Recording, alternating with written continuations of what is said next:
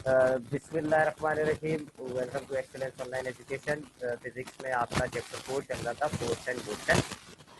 अब तक आपने इस चैप्टर में काफ़ी चीज़ें पढ़ी हैं, तो थोड़ा सा एक जनरली उसको हम रिवाइज कर लेते हैं। सबसे पहले मैंने आपको मैकेनिक्स की डेफिनेशन बताई थी कि मैकेनिक्स जो है फिजिक्स की वो ब्रांच होती है, ब्रांच है फिजिक्स की, जिसमें हम चलती हुई चीज़ों को पढ़ते हैं। चलती हुई चीज़ें जो होती है, यानी कि ऑब्जेक्ट जो मोशन में होता है, ये हमने तीसरे चैप्टर में पढ़ा था कि अगर एक ऑब्जेक्ट चल रहा होता है तो वो मोशन में होता है, रुका हुआ होता है तो वो रेस्ट में होता है। तो जब एक ऑब्जेक्ट चल रहा होता है यानी वो मोशन के अंदर होता है, तो उसकी मोशन को स्टडी करना मैकेनिक्स कहलाता है। मैकेनिक्स में मज़ीद दो ब्रांचेस होती हैं, एक कहलाती है काइनामेटिक्स, एक कहलाती है डायनामिक्स।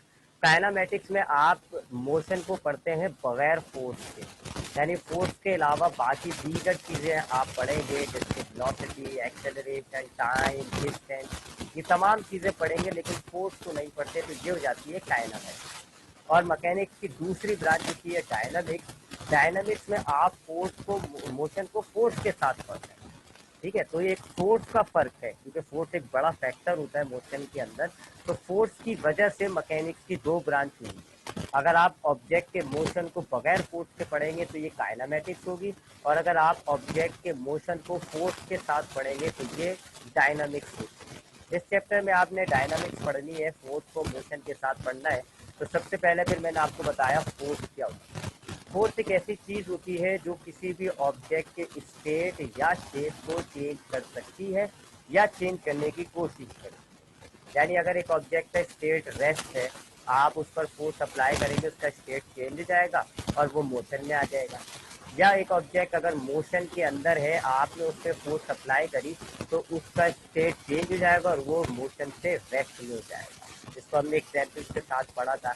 इसी तरीके से कुछ ऐसी चीज़ें होती हैं कि जिन पर अगर हम फोर्स अप्लाई करें तो उसकी स्टेट चेंज नहीं होती, उसका शेप चेंज हो जाता है। जैसे अगर आप स्प्रिंग पर फोर्स अप्लाई करोगे तो स्प्रिंग चलने नहीं लगेगा, बल्कि स्प्रिंग का शेप चेंज हो जाएगा, उसकी लेंथ कम हो जाएगी या बढ़ जाएगी है।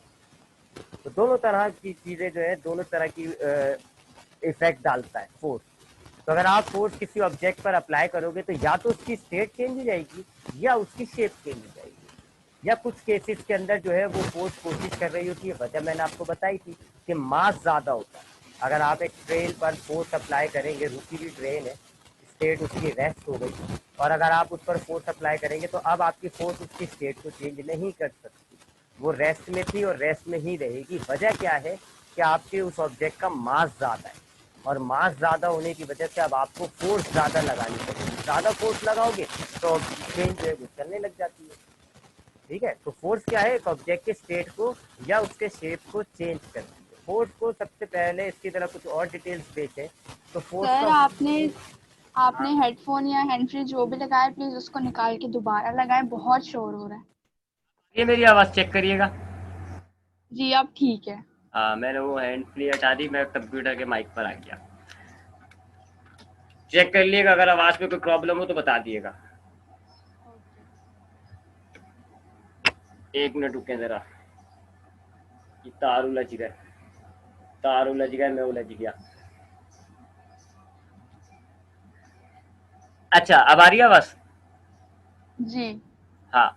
अच्छा, अब फोर्स की डेफिनेशन हमने दोहरा ली। अब जरा फोर्स का फॉर्मूला देख लेते हैं। फोर्स मालूम करने का जो फॉर्मूला होता है वो आपके सामने स्क्रीन पर लिखा हुआ है, एम ए। एम से मुराद होता है मास, जिस ऑब्जेक्ट पर आप फोर्स अप्लाई कर रहे हैं उस ऑब्जेक्ट का मास। और ए से मुराद होता है उस ऑब्जेक्ट पर पैदा होने वाली एक्सीलरेशन। तो मास को अगर आप एक्सीलरेशन से मल्टीप्लाई कर दें, आपको पता चल जाएगी कि कितनी फोर्स आपने लगाई है। फोर्स का जो नेचर होता है कि यानी कि ये स्केलर है या वेक्टर है, तो उस एतबार से अगर हम बात करें तो ये एक वेक्टर क्वांटिटी होती है। स्केलर और वेक्टर ये भी आपने थर्ड चैप्टर में पढ़ लिया था कि अगर आपकी डायरेक्शन होती है तो वेक्टर्स होते हैं, और अगर डायरेक्शन नहीं होती तो स्केलर होती है। तो फोर्स में डायरेक्शन होती है, डायरेक्शन का इम्पैक्ट होता है। इसको मैंने आपको इन दो तस्वीरों की, इन दो एग्जाम्पल्स से बताया था कि अगर आपकी साइकिल इस डायरेक्शन में राइट साइड पर जा रही है, आप इसी डायरेक्शन पे फोर्स अप्लाई करेंगे तो साइकिल का मोशन बढ़ जाएगा, रफ्तार बढ़ जाएगी। और अगर आप उल्टी डायरेक्शन में फोर्स अप्लाई करेंगे तो साइकिल का मोशन कम हो जाएगा, रफ्तार कम हो जाएगी, साइकिल रुक जाएगी। तो डायरेक्शन का फर्क पड़ रहा है ना। अगर आपने जिस डायरेक्शन में मोशन हो रहा है उसी डायरेक्शन में फोर्स अप्लाई करी तो फोर्स जो है वो प्लस हो जाती है। आपकी रफ्तार बढ़ जाएगी, और अगर आपने अपोजिट डायरेक्शन में फोर्स अप्लाई करी तो आपकी रफ्तार कम हो जाती है। तो चूंकि डायरेक्शन का असर है, डायरेक्शन का इम्पैक्ट है, लिहाजा फोर्स एक वेक्टर क्वांटिटी हो जाती है। फोर्स का यूनिट जो है वो अगर हम फॉर्मूले से निकालें तो मास का यूनिट किलोग्राम हो जाता है, एक्सेलरेशन का यूनिट मीटर पर सेकंड स्क्वायर होता है। तो फोर्स का यूनिट बन गया किलोग्राम मीटर पर सेकंड स्क्वायर, जिसको हम दूसरी जबान में न्यूटन कहते हैं। तो न्यूटन फोर्स का यूनिट हो जाता है। जिस क्वांटिटी, जिस नंबर के आगे न्यूटन लिखा हुआ हो तो आप समझ जाएं कि वो फोर्स है। उसके बाद हमने बात करी न्यूटन्स लॉ ऑफ मोशन की। सर आइजैक न्यूटन ने फोर्स को स्टडी करके फोर्स पर 3 लॉ बनाए थे। उन 3 लॉ को कंबाइनली हम कहते हैं न्यूटन्स लॉ ऑफ मोशन। ठीक है, कौन कौन से लॉ है जी? पहला, फर्स्ट लॉ ऑफ मोशन। इस लॉ की स्टेटमेंट ये आपके सामने लिखी हुई कि इफ, अगर आप किसी ऑब्जेक्ट पर फोर्स अप्लाई करते हो, ये भी हमने लॉ पढ़ लिया, मैं सिर्फ रिवाइज करा रहा हूं कि पहला लॉ ये है कि अगर आप किसी ऑब्जेक्ट पर फोर्स अप्लाई, अगर एक ऑब्जेक्ट की जो भी स्टेट है, यानी अगर एक ऑब्जेक्ट रेस्ट में है वो रेस्ट में रहेगा, या अगर उसकी स्टेट मोशन है तो उसकी स्टेट मोशन ही रहेगी जब तक आप उस पर फोर्स अप्लाई ना करें। जैसे ही आप उस पर फोर्स अप्लाई करेंगे उसकी स्टेट चेंज हो जाएगी और वो रेस्ट से मोशन या मोशन से रेस्ट में आ जाएगा। ये फर्स्ट लॉ ऑफ मोशन है। इससे 2-4 बातें पता चल रही हैं। पहली बात ये पता चलती है कि स्टेट को चेंज करने के लिए दुनिया में सिर्फ एक ही चीज आपके पास मौजूद है, वो है फोर्स। आप फोर्स लगाओगे, देखिए यहाँ पे सिर्फ फोर्स का ही वर्ड आ रहा है ना, अनलेस फोर्स इज सप्लाइड, और कुछ नहीं लिखा हुआ। इसका मतलब है दुनिया में वाहिद एक चीज फोर्स है जो किसी भी ऑब्जेक्ट के स्टेट को चेंज कर देती है, और किसी चीज से आप स्टेट को चेंज नहीं कर सकते, सिर्फ फोर्स अप्लाई करके ही आप स्टेट को चेंज करते हैं। एक बात ये पता चलती है। दूसरी बात ये पता चलती है कि अगर आपने फोर्स अप्लाई नहीं करी तो वो अपनी स्टेट में ही रहेगा। रेस्ट में है वो रेस्ट में रहेगा, मोशन में है तो वो मोशन में रहेगा। फोर्स अप्लाई करोगे तो उसकी स्टेट चेंज हो जाएगी। और तीसरी बात हमें पता चलती है कि इसका मतलब है फोर्स जो है वो एक स्टेट चेंजर है, फोर्स ऑब्जेक्ट के स्टेट को चेंज करता है। तो ये 2-3 बातें आपको पता चल रही है। तो पहला लॉ क्या है कि अगर एक ऑब्जेक्ट रुका हुआ है तो वो रुका हुआ रहेगा, या एक ऑब्जेक्ट अगर चल रहा है तो वो चलता रहेगा जब तक आप उस पर फोर्स अप्लाई ना करें। जैसे ही आप उस पर फोर्स अप्लाई करोगे उसकी स्टेट जो है वो चेंज हो जाएगी। इसको भी हमने किसी एग्जाम्पल्स के जरिए डिस्कस किया था।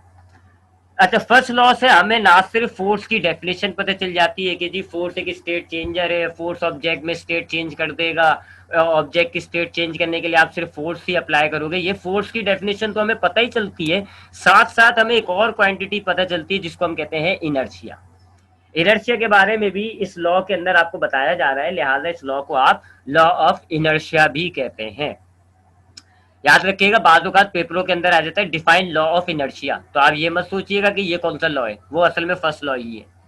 तो फर्स्ट लॉ को आप लॉ ऑफ इनर्शिया भी कहते हैं। और इनर्शिया क्या होती है? इनर्शिया हर ऑब्जेक्ट के अंदर पाए जाने वाली एक ऐसी खूबी होती है, एक ऐसी खुसूसियत होती है जिसकी वजह से ऑब्जेक्ट अपने स्टेट चेंज करने को रोकता है। यानी अगर एक ऑब्जेक्ट का स्टेट रेस्ट है तो इनर्शिया कोशिश करेगी वो रेस्ट में रहे।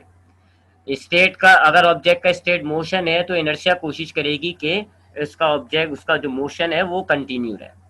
तो इनर्शिया कोशिश करती है ऑब्जेक्ट अपने स्टेट में रहे, फोर्स कोशिश करता है ऑब्जेक्ट का स्टेट चेंज हो जाए। दोनों एक दूसरे की अपोजिट काम कर रही है।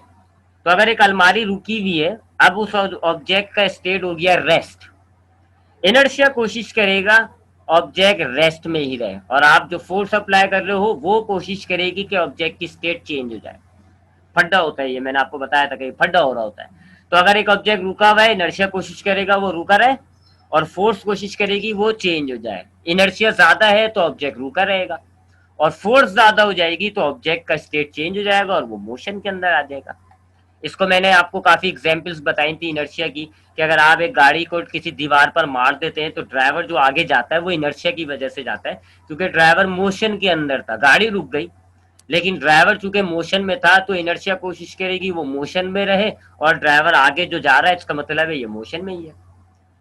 उसके बाद आते हैं जी हम सेकंड लॉ पर। सेकंड लॉ, अब पहले लॉ से न्यूटन ने आपको बताया फोर्स क्या होती है, सेकंड लॉ के जरिए न्यूटन ने आपको बताया फोर्स की मजीद मालूमात और उसका फॉर्मूला। सेकंड लॉ के मुताबिक अगर आप किसी ऑब्जेक्ट पर फोर्स अप्लाई करोगे तो एक्सिलरेशन पैदा होता है। एक्सिलरेशन हमने थर्ड चैप्टर में पढ़ा था, रफ्तार में तब्दीली को कहते हो आप, वेलोसिटी में चेंज को आप एक्सिलरेशन कहते हो। तो अगर आप किसी ऑब्जेक्ट पर फोर्स अप्लाई करोगे तो रफ्तार में तब्दीली आएगी, यानी कि एक्सेलरेशन पैदा होगा। इसको मैंने आपको एग्जांपल्स देके समझाया था कि अगर आपके पास एक ऑब्जेक्ट, एक गाड़ी रुकी हुई है, आपने फोर्स अप्लाई करी, वो चलने लग गई, अब रुकी हुई है, वेलोसिटी जीरो, चलने लग गई, कुछ भी वेलोसिटी आ गई, हो गई ना रफ्तार में तब्दीली, यानी एक्सेलरेशन पैदा हो गया। या अगर एक गाड़ी चल रही है और उसकी वेलोसिटी मिसाल है 10 मीटर पर सेकेंड है, आपने उल्टी डायरेक्शन में फोर्स अप्लाई करी, अब उसकी रफ्तार कम हो जाएगी, 10 से उसकी रफ्तार कम होकर हो गई सपोज कर लो 5। अब ये आ गई ना रफ्तार में तब्दीली, फोर्स लगाने से रफ्तार में तब्दीली आ गई, जिसको आप एक्सेलरेशन कहते हो। तो जब भी आप किसी ऑब्जेक्ट पर फोर्स अप्लाई करते हो, एक्सेलरेशन पैदा हो रहा होता है।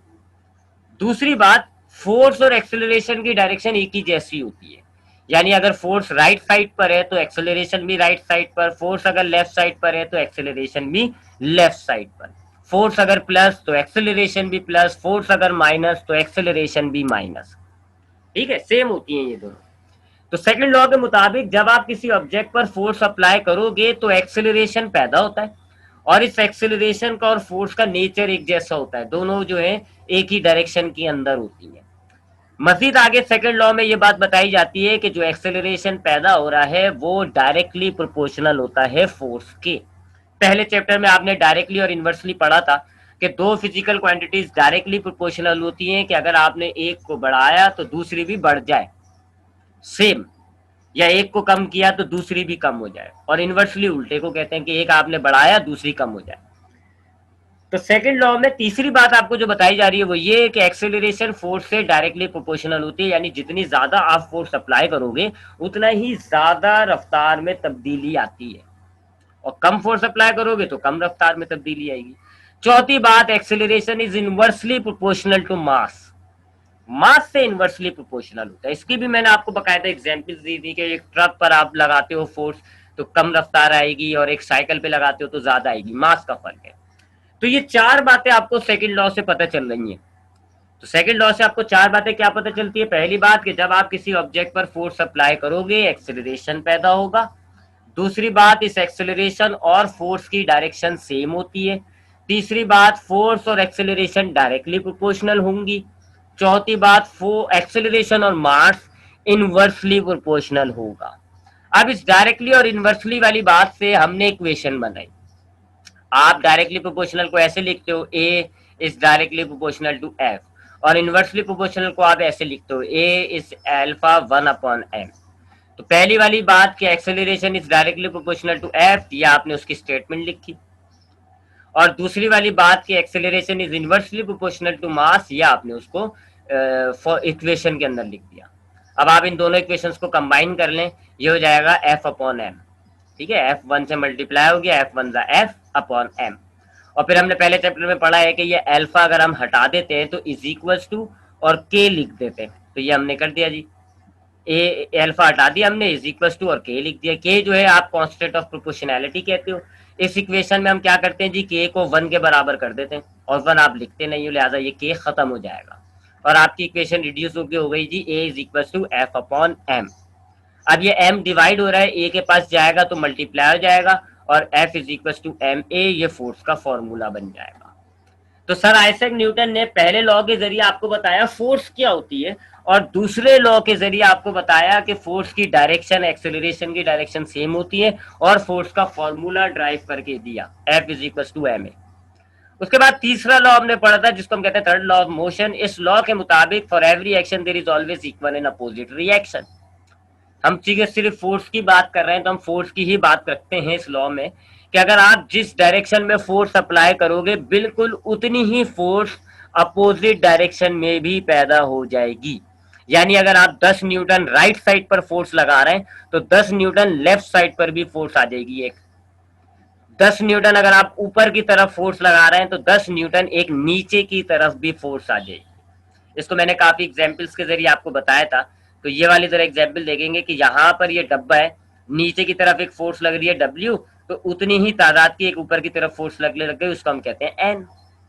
ये गन के एग्जाम्पल में बताया था कि जब गोली आपकी आगे जाती है तो गोली एक फोर्स के जरिए जा रही है राइट साइड पर, तो एक अपोजिट फोर्स लगना शुरू हो जाएगी जिसकी वजह से गन पीछे होती है। अगर आप गुब्बारे में से हवा निकालें तो नीचे की तरफ हवा एक फोर्स अप्लाई करना शुरू करेगी, उल्टा ऊपर भी एक फोर्स आ जाती है और आपका गुब्बारा ऊपर जा रहा होता है। तो जब भी आप एक डायरेक्शन में फोर्स अप्लाई करोगे तो उसकी अपोजिट डायरेक्शन में एक और फोर्स पैदा होगी जिसको हम रिएक्शन कहते हैं। ये थर्ड लॉ ऑफ मोशन है। तो इन तीन लॉ के जरिए सर आइजैक न्यूटन ने हमें फोर्स के बारे में बड़ा कुछ बताया। पहले लॉ के जरिए आपको बताया फोर्स क्या होती है, दूसरे लॉ के जरिए बताया फोर्स कितनी होती है ma, और तीसरे लॉ के जरिए बताया कि फोर्स के साथ एक अपोजिट फोर्स भी पैदा हो जाती है। इन तीन लॉ को पढ़ने के बाद हमने फोर्स पढ़ लिया, फोर्स से रिलेटेड लॉ पढ़ लिया। अब हम देखते हैं जरा फोर्स की कुछ टाइप, कुछ शक्लें। हमारी दुनिया में फोर्स कई शक्लों के अंदर पाया जाता है, ठीक है। एक तो वही फोर्स होती है ना जो हम लगाते हैं किसी भी ऑब्जेक्ट पे, यानी अगर आपने गाड़ी पर धक्का लगाया, आपने अलमारी पर फोर्स अप्लाई करी, आपने टेबल पर फोर्स अप्लाई करी, उसको तो हम कहते हैं अप्लाइड फोर्स। अगर आप एक टेबल को मूव करने के लिए जब उस पर फोर्स अप्लाई करोगे, that force is called the applied force. लेकिन इस अप्लाइड फोर्स के अलावा भी दुनिया में और भी कुछ स्पेसिफिक फोर्सेस होती हैं, जिनमें से पहली है weight. Chemistry, biology, math, English, Urdu, इन तमाम सब्जेक्ट्स के अंदर वेट और मास एक ही चीज होती है, ऑब्जेक्ट के वजन को आप कहते हो। मिसाल के तौर पे अगर आपके पास आलू 10 किलो रखे हुए, तो आप उर्दू जबान में इसको बोलेंगे आलू 10 किलो। इंग्लिश जबान में आप इसको वेट 10 केजी भी कह सकते हैं और मास 10 केजी भी कह सकते हैं, एक ही बात होगा इंग्लिश में वेट और मास। केमिस्ट्री में भी आप यही बोलोगे जी कि वेट 10 ग्राम, मास 10 ग्राम। बायोलॉजी में भी आप बोलेंगे वेट 10 ग्राम, मास 10 ग्राम। बाकी तमाम सब्जेक्ट में वेट और मास एक ही चीज है, बट इन फिजिक्स वेट एक अलग चीज होती है, मास एक अलग चीज होती है। मास तो आप वही हो जी 10 ग्राम 20 ग्राम, जो उसको किलोग्राम में आप नापते हो। मास से मुराद होता है ऑब्जेक्ट के अंदर कितना मैटर भर रखा है। जरा मैं चेक करूं इसमें डिफरेंसेस डाले हैं मैंने, हाँ डिफरेंसेस में हम बात कर लेंगे, वेट और मास का जो डिफरेंस है। तो मास फिजिक्स के अंदर मास और वेट अलग अलग चीजें, क्या फर्क है हम अगली स्लाइड पर इस पर बात करते हैं। लेकिन हम पहले जरा देखते हैं कि वेट क्या होता है। दरअसल वेट एक फोर्स है, वेट इज अ फोर्स। ये एक फोर्स है, मास नहीं है, इट इज अ फोर्स। ये वो फोर्स होती है जो अर्थ अप्लाई करती है, हमारी जमीन अप्लाई करती है हर चीज पर, उसको अपनी तरफ खींचती है इस फोर्स को लगाने पर। आप नोट करें जी, अगर आप किसी चीज को फ्री कर दें, अगर आपके हाथ में एक पेन है और आपने उसको छोड़ दिया, अर्थ की तरफ चला जाएगा। अगर आपके हाथ में एक बॉल है, आपने उसको छोड़ दिया, अर्थ की तरफ चली जाएगी। अगर आपके हाथ में किताब है, आपने उसको छोड़ दिया, आपके अर्थ की तरफ चली जाएगी। अगर आपके हाथ में ग्लास है, आपने उसको छोड़ दिया, अर्थ की तरफ चला जाएगा। यानी अगर हम किसी भी ऑब्जेक्ट को फ्री टू मूव कर दें, हम उसको छोड़ दें कि जी जा ले खुद मूव कर ले जिस डायरेक्शन में तुझे मूव करना है, हम क्या देखते हैं वो अर्थ की तरफ मूव करती है। किसी भी चीज को आप फ्री कर दो, इजाजत दे दो, जा जी खुद ब खुद मूव करो, तो हम देखते हैं it will move towards the earth, वो अर्थ की तरफ मूव करती है। Why? Because earth is applying a force. Earth एक फोर्स अप्लाई कर रहा है उस ऑब्जेक्ट पर, उस फोर्स को आप कहते हो वेट। हर ऑब्जेक्ट पर अलग अलग फोर्स अप्लाई कर रहा होता है। जो ऑब्जेक्ट जितनी ज्यादा भारी होगी, अर्थ उसको खींचने के लिए उतना ज्यादा फोर्स अप्लाई करता है। ये तो ऑब्वियस बात है। अगर आपसे मैं बोलूं भाई 2 किलो आलू खींचो, आप कम फोर्स अप्लाई करोगे। मैं आपसे बोलूं 100 किलो आलू खींचो, आपको ज्यादा फोर्स अप्लाई करनी पड़ेगी 100 किलो आलू खींचने के लिए। तो ऑब्जेक्ट जितना ज्यादा वजनी होगा, आप उतनी ज्यादा फोर्स अप्लाई करते हो। सिमिलरली अर्थ हर ऑब्जेक्ट को अपनी तरफ खींच रही है। जो ऑब्जेक्ट भारी है, अर्थ ज्यादा फोर्स अप्लाई कर रही है उसको खींचने के लिए। जो ऑब्जेक्ट हल्का है, अर्थ उसको खींचने के लिए कम फोर्स अप्लाई कर रही है। इसको आपने आम जबान में ग्रेविटी कहा है। आज तक आपने 8 क्लास तक आपने जो साइंस पढ़ी है, वहां इसको आप ग्रेविटी कहते थे, but in case of physics हम इसको ग्रेविटी के बजाय वेट कहते हैं। तो वेट क्या है जी? वेट अर्थ अप्लाई करने वाली एक ऐसी फोर्स है जो अर्थ अप्लाई कर रही है हर ऑब्जेक्ट पर, और उसको इस फोर्स की वजह से अपनी तरफ खींचती है। तो अगर आप देखें कि आपके हाथ में ग्लास है और आपने उसको फ्री टू मूव कर दिया, तो अर्थ ने उस पर फोर्स अप्लाई करी, अर्थ ने उस फोर्स के जरिए इस ऑब्जेक्ट को अपनी तरफ खींचा, और वो गिलास आपका जमीन पे गिर जाता है। तो आप जब भी देखते हैं ना जो चीज जमीन पर गिरती है, इसका मतलब है अर्थ ने उस पर फोर्स अप्लाई करी है, और वो फोर्स जो अर्थ ने उस पर अप्लाई करी है, that force is called weight. तो इस डायग्राम में ये एप्पल है, अर्थ इस पर एक फोर्स अप्लाई कर रही है इसको अपनी तरफ खींचने के लिए, वो इस एप्पल का वेट हो जाएगा। मेरा वेट क्या होगा? मुझ पर अर्थ जो फोर्स अप्लाई कर रही है। आपका वेट क्या होगा, आप पर अर्थ जो फोर्स अप्लाई कर रही है। इस लैपटॉप का वेट क्या होगा, इस लैपटॉप पर अर्थ कितनी फोर्स अप्लाई कर रही है। तो वेट क्या है जी, वेट अर्थ अप्लाई करती हुई एक ऐसी फोर्स है जो अर्थ की तरफ अप्लाई होती है, अर्थ की तरफ से अप्लाई होती है, और इस फोर्स की वजह से ऑब्जेक्ट अर्थ की तरफ खींचा चला जाता है। ये हमेशा याद रखिएगा, पहली बात, it is a force not mass. दूसरी बात, it is also called as the force of gravity. मैंने आपको बताया कि आज तक आप इसको फोर्स ऑफ ग्रेविटी के नाम से पढ़ते आए हैं। और तीसरी बात, इसका फॉर्मूला याद रख लीजिएगा, m मल्टीप्लाई बाय जी। और जी वही है जो आपने पिछले चैप्टर में पढ़ा था, एक्सेलरेशन ड्यू टू ग्रेविटी, रफ्तार में होने वाली तब्दीली। ठीक है, अपवर्ड डाउनवर्ड में जो रफ्तार में होने वाली तब्दीली होती है उसको आप जी कहते हो, और इसकी वैल्यू 9.8 होती है। तो मास को आप 9.8 से मल्टीप्लाई कर दें, आपको पता चल जाएगा अर्थ कितनी फोर्स अप्लाई कर रहा है। अगर आपने, मेरा मास फॉर एग्जांपल 100 किलोग्राम है, अब मुझे चेक करना है मेरा वेट कितना है, यानी कि अर्थ मुझे कितनी फोर्स से खींच रही है। तो मैं क्या करूंगा, अपने मास को 9.8 से मल्टीप्लाई कर दूंगा। 10 किलो आलू है आपके पास, आपको मालूम करना है ये 10 किलो आलू, ये 10 किलो, ये उसका मास हो गया। आपको ये मालूम करना है कि अर्थ इस पर कितनी फोर्स अप्लाई करनी है। तो आप क्या करेंगे, 10 को मल्टीप्लाई कर देंगे 9.8 से, 98 आंसर आ जाएगा। यानी अर्थ 10 किलो आलू को अपनी तरफ खींचने के लिए 98 न्यूटन फोर्स लगा रही है। 10 किलो जो है उसका मास हो गया, और 98 न्यूटन जो अर्थ उस पर फोर्स अप्लाई कर रही है, ये उसका वेट हो गया। अलग अलग है। और इसकी इट इज डिफरेंट फ्रॉम मास, ये मैंने आपको बताया शुरू में ही। और इसकी डायरेक्शन ही नहीं आई, देखो मैं डायरेक्शन का वेट कर रहा हूँ, डायरेक्शन नहीं आई। इसकी डायरेक्शन जरा जहन में रख लेगा, ऑलवेज टुवर्ड्स द अर्थ, हमेशा अर्थ की तरफ होगी, कोई लेफ्ट राइट अप डाउन नहीं, it is always towards the अर्थ। अब अगर अर्थ आपके ऊपर है तो ये ऊपर की तरफ होगी, अर्थ अगर आपके राइट साइड पर है तो राइट साइड पर होगी, अर्थ अगर आपके नीचे है तो ये नीचे की तरफ होगी। तो this is weight which is different from मास।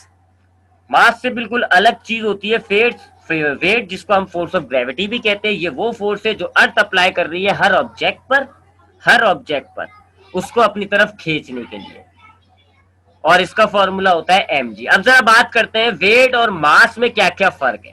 ये जरा पेपर पॉइंट ऑफ व्यू से बड़ी इंपॉर्टेंट चीज होती है। वेट और मास में जरा फर्क देख लेते हैं। पहली बात, मास होता क्या है, मास की डेफिनेशन क्या है।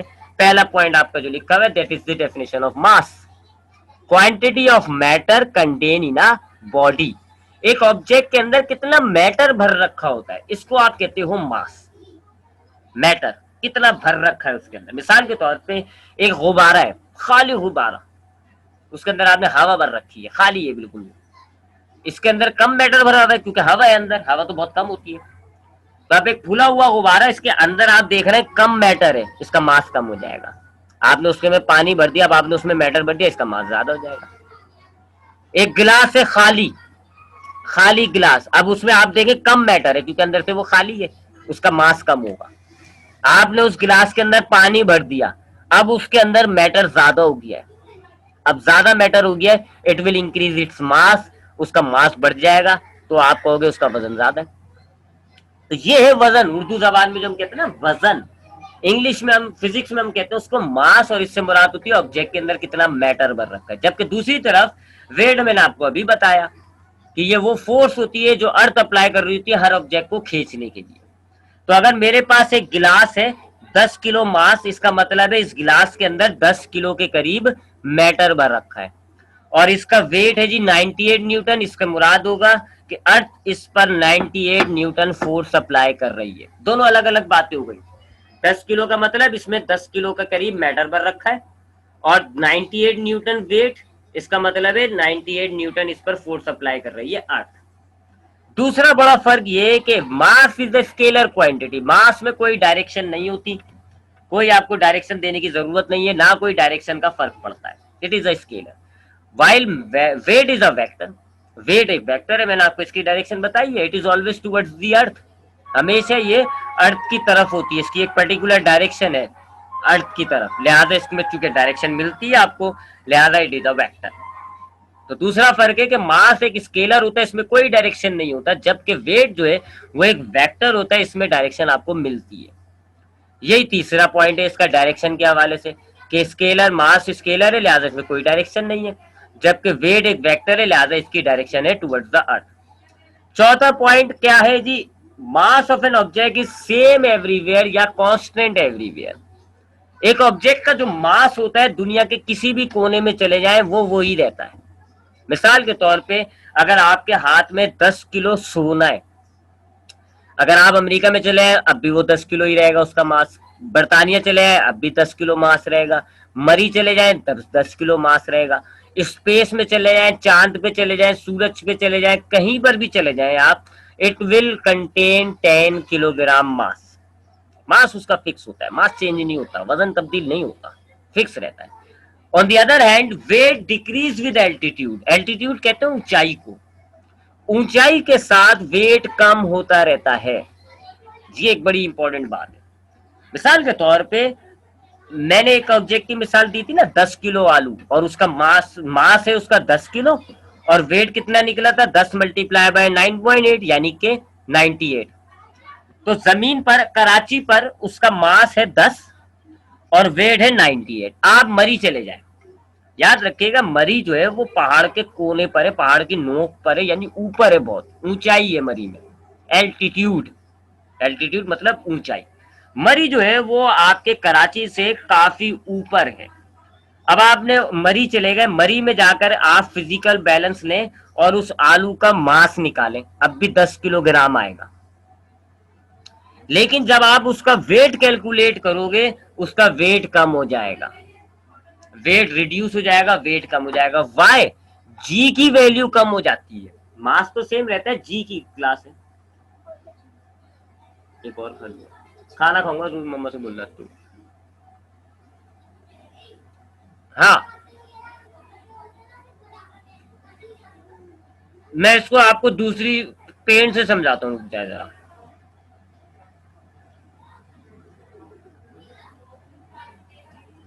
हाँ जी, स्क्रीन तो आ रही होगी। तो सपोज करें जी कराची के अंदर हम हैं, ये कराची के फॉर कराची, उसका मास जो है वो कितना आ रहा है जी 10, और उसका वेट जो है हमने कराची में नापा तो 10 मल्टीप्लाई बाय 9.8, 10 मल्टीप्लाई बाय 9.8 ये हो जाता है 98।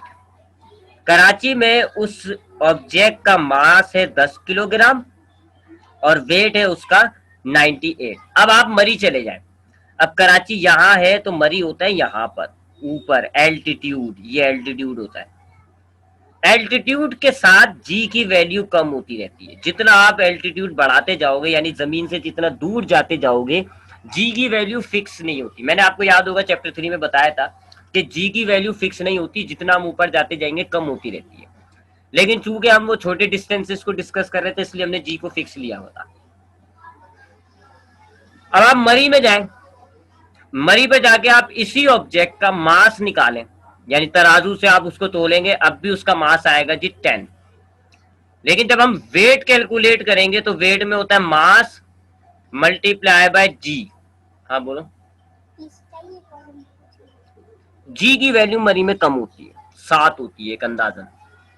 तब 7 को 10 से मल्टीप्लाई करो, 7 10 जा 70, देखो उसका मास कम हो गया। कराची में उसका वेट, सॉरी वेट कम हो गया, कराची में उसका वेट कितना है 98, मरी में जाके उसका वेट कितना आ रहा है 70।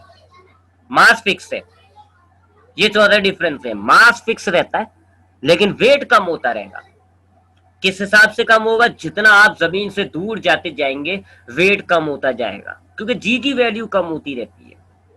जी की वैल्यू आप जमीन पे, आप जमीन पर हो सपोज करो, इसको मिटाते हैं जरा। सपोज करें जी ये हमारे पास जमीन है, अर्थ है। अब यहां पर जी की वैल्यू है जी 10, वही 9.8। थोड़ा हम ऊपर चले गए, यहाँ पर सपोज कर लो 7 हो गई। थोड़ा और ऊपर चले गए, यहाँ जी की वैल्यू हो गई जी 5। थोड़ा और ऊपर चले गए, यहाँ जी की वैल्यू हो गई 2। और थोड़ा और ऊपर चले गए, यहाँ जी की वैल्यू हो गई 0। जितना आप ऊपर जाते जाओगे जी की वैल्यू कम होती रहती है, और इस जी की वैल्यू कम होने की वजह से मास मास तो सेम रहता है, वेट कम होता रहता है। अभी आपको दिखाया मैंने एग्जाम्पल में, वेट कम होता जाएगा। तो एक ऑब्जेक्ट का वेट यहाँ सबसे ज्यादा है, थोड़ा सा कम हो गया और कम हो गया और कम हो गया, यहाँ पर उसका वेट 0 होता है, 0, क्योंकि मास मल्टीप्लाई बाय मास उसका जो भी है 70 80 जो भी है, जी की वैल्यू 0 है, तो 0 से जब आप सब मास को मल्टीप्लाई करोगे 0 होगा। ठीक है, तो इस पॉइंट पर आपकी जी की वैल्यू 0 और वेट कितना 0, और ये पॉइंट क्या है जी, स्पेस, खला। तो आपने देखा होगा कि जब स्पेस में आप निकल जाते हैं, रॉकेट चले जाते हैं, साइंटिस्ट चले जाते हैं, एस्ट्रोनॉट्स चले जाते हैं जब स्पेस में, तो वो फिर अर्थ की तरफ अट्रैक्ट नहीं हो रहे होते, वो बस वहीं पे तैर रहे होते हैं हवा के अंदर। देखा होगा ना फिल्मों में, ड्रामों में, फिल्मों में, कि स्पेस स्टेशन में जो लोग मौजूद होते हैं वो अर्थ की तरफ खींचे चले नहीं आ रहे, वो वहां पे तैर रहे होते हैं। वाई? बिकॉज स्पेस में जी की वैल्यू होती है 0, और जब आप 0 से मास को मल्टीप्लाई करोगे वेट हो गया 0, और व्हाट इज वेट? अर्थ लगाने वाली फोर्स। अब वेट 0 है, इसका मतलब है अर्थ कोई फोर्स नहीं लगा रही, weight is 0, it means earth is supplying no force, कोई फोर्स नहीं लगा रही, इसलिए तो वो बंदा तैर रहा है स्पेस में, नीचे नहीं आ रहा।